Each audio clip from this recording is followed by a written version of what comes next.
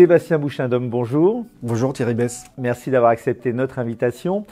Première question, Sébastien, dans un pays tel que la France, où le crédit interentreprise tient une place extrêmement importante dans la fluidité des échanges économiques, quelles seraient les conséquences sur les entreprises et leur pérennité, les conséquences de la crise?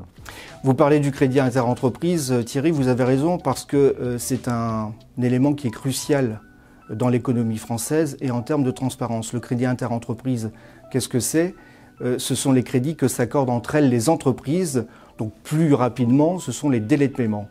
Et aujourd'hui, le crédit interentreprise est évalué à 800 milliards d'euros, ce qui est une somme tout à fait colossale. C'est la première source de financement des entreprises. C'est la première source gratuite de financement des entreprises entre elles, effectivement, et ça correspond à un tiers du PIB. Donc effectivement, on a subi une crise sanitaire, on est encore dedans, une crise économique.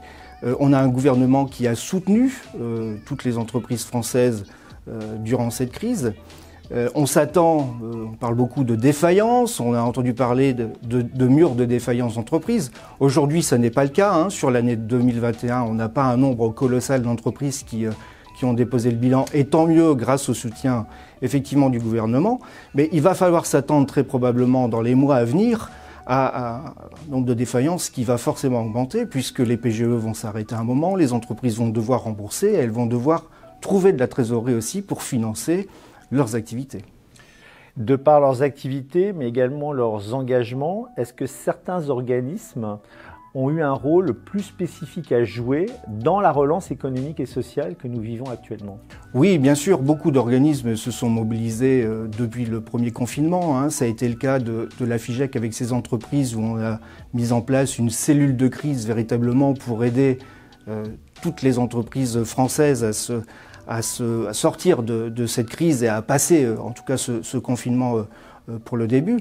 La FIGEC a participé de manière très active à toutes les démarches qui ont été mises en place par Bercy, la Banque de France, la médiation des entreprises, le MEDEF, etc. etc. Donc les entreprises de la FIGEC, avec leurs 3 activités qui, je le rappelle, sont d'abord l'information d'entreprise. Donc ce sont des entreprises qui font du scoring, de la notation, du renseignement commercial sur tout le monde économique. La deuxième activité, la gestion de créances avec du recouvrement de créances que l'on pratique à la manière de la médiation financière aujourd'hui et du rachat de créances.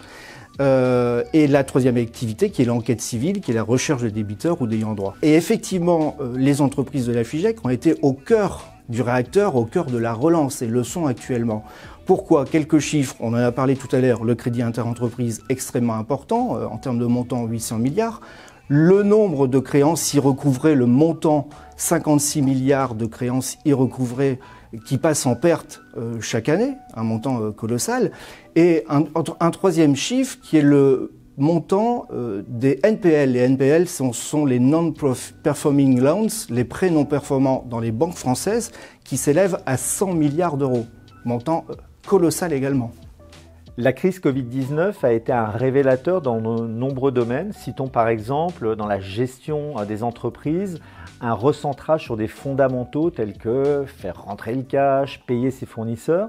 Mais il y a également une prise de conscience accrue sur des sujets liés par exemple à la responsabilité sociétale des entreprises. Est-ce que vous-même avez-vous relevé ces évolutions ? Oui, bien sûr, vous avez raison de préciser que les entreprises ont travaillé et continuent à travailler sur leurs fondamentaux, de reconsolider leur trésorerie, c'est indispensable. Aujourd'hui, un jour de délai de paiement perdu, c'est 1 milliard d'euros, il faut le savoir. Mais effectivement, d'autres prises de conscience se mettent en place sur une éthique différente, une déontologie, des vertus à mettre en place, et tout ça s'accélère effectivement avec cette crise. Alors, ces prochains mois, de nombreux défis se profilent pour lesquels la FIGEC, dont vous êtes le délégué général, devra se montrer particulièrement vigilante. Pouvez-vous nous en dire plus sur ces défis ? Oui, les défis effectivement sont nombreux. C'est ce qui consolide aussi nos 3 axes stratégiques à la FIGEC sur les délais de paiement, sur le risque immatériel en entreprise, le patrimoine immatériel des entreprises, et sur la RSE. Les assises des délais de paiement, nous sommes co-organisateurs avec l'association des credit managers depuis plusieurs années pour sensibiliser les acteurs publics et privés, les entrepreneurs, sur ce dossier précis des délais de paiement.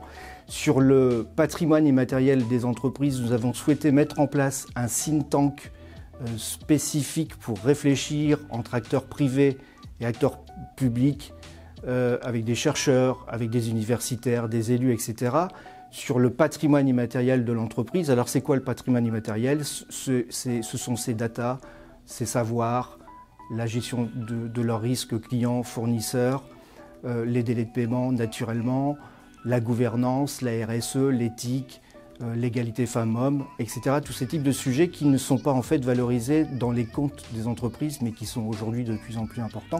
Et le troisième axe stratégique de la FIGEC, c'est justement de se focaliser sur la RSE, où on a développé un certain nombre de solutions pour nos adhérents.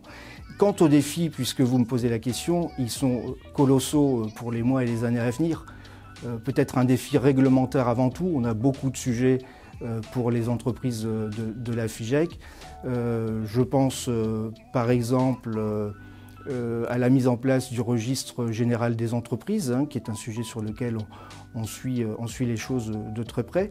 Je pense à des réglementations européennes, par exemple e-privacy, qui risque de perturber un petit peu avec le consentement des consommateurs, qui risque de perturber un tout petit peu nos entreprises. Donc, nous sommes très vigilants sur ce sujet. On a un risque peut-être de régulation de nos activités avec les NPL, j'en parlais tout à l'heure, les prêts non performants.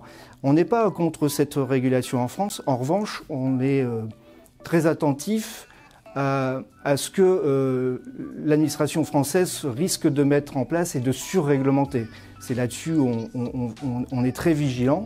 Vous pouvez rappeler ce que signifie NPL? Alors, Non-Performing Loans, ce sont les prêts non performants qui sont détenus par les banques françaises. C'est 130 milliards d'euros, je le disais tout à l'heure, 130 milliards d'euros en stock dans les banques françaises. Et puis on a un défi qui est colossal aussi, c'est le défi social pour les collaborateurs et le bien-être des collaborateurs dans l'entreprise.